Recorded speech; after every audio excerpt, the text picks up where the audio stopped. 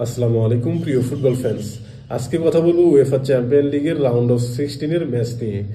Round of 16 প্রথম দিনেই 4টা ম্যাচ কিন্তু অনুষ্ঠিত হয়েছিল, সেটা নিয়েও কিন্তু আমি ভিডিও তৈরি করেছি, সেটা অবশ্যই আমার চ্যানেলে গিয়ে দেখতে পারেন। আজকে আলোচনা করব উয়েফা চ্যাম্পিয়ন লিগের রাউন্ড অফ 16 দ্বিতীয় দিনে যে 4টা ম্যাচ অনুষ্ঠিত হয়েছিল সেই 4টা ম্যাচ নিয়ে। দ্বিতীয় দিনের প্রথম ম্যাচ ছিল ইন্টার মিলান এবং ফেইনুর্ডের মধ্যে। এটা ফেইনুর্ডের ঘরে মাঠে অনুষ্ঠিত হয়েছিল, আর ইন্টার মিলানের থুরাম এবং মার্টিনেজ এই দুইজনের গোলে 2-0 গোলে হারায় ফেইনুর্ডকে। তাই বলাই যায় কোয়ার্টার ফাইনালে এক পা দিয়ে রাখলো লাউতারো মার্টিনেজের ইন্টার মিলান। দ্বিতীয় যে ম্যাচটা অনুষ্ঠিত হয়েছিল সেটা হচ্ছে বুন্দেসলিগার দুটো দলের মধ্যে round of 16 match, Bayer Leverkusen এবং বায়ার্ন মিউনিখের মধ্যে। এই ম্যাচে হ্যারি কেন কিন্তু 2টি গোল করেন এবং জামাল মুসিয়ালা 1টি গোল করলে বায়ার লেভারকুসেনকে নিজেদের ঘরে মাঠে 3-0 গোলে হারায় বায়ার্ন মিউনিখ। তাই সুস্পষ্টভাবে বলাই যাচ্ছে যে সম্ভবত বায়ার্ন মিউনিখ কোয়ার্টার ফাইনালে এক পা দিয়েই রাখলো।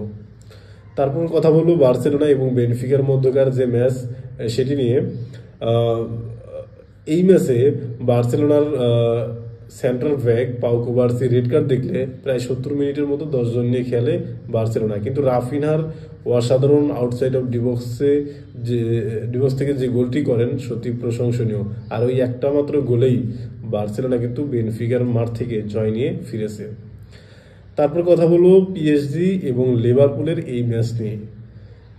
অন্তত দ্বিতীয় দিনের সবচেয়ে গুরুত্বপূর্ণ ম্যাচ ছিল এটাকে অঘোষিত ফাইনাল বললেও ভুল হবে না, কারণ সাম্প্রতিক সময় পিএসজি এবং লিভারপুল দুই দলই কিন্তু সেরা ছন্দে রয়েছেন। এবং এই ম্যাচের একদম 87তম মিনিটে গিয়ে এলিয়ট গোল করলে পিএসজির ঘরের মাঠে পিএসজিকে 1-0 গোলে হারায় লিভারপুল। তাই আমার কাছে মনে হচ্ছে এখান থেকেও কিন্তু লিভারপুল কোয়ালিফাই করবে কোয়ার্টার ফাইনালে।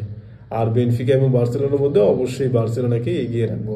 দেখেন, রাউন্ড অফ 16 দ্বিতীয় দিনে এগিয়ে আছে ইন্টার মিলান, তারপর হচ্ছে বায়ার্ন মিউনিখ, তারপর হচ্ছে বার্সেলোনা এবং লিভারপুল। এই 4টাই কোয়ার্টার ফাইনালে যাওয়ার সামর্থ্য রাখে।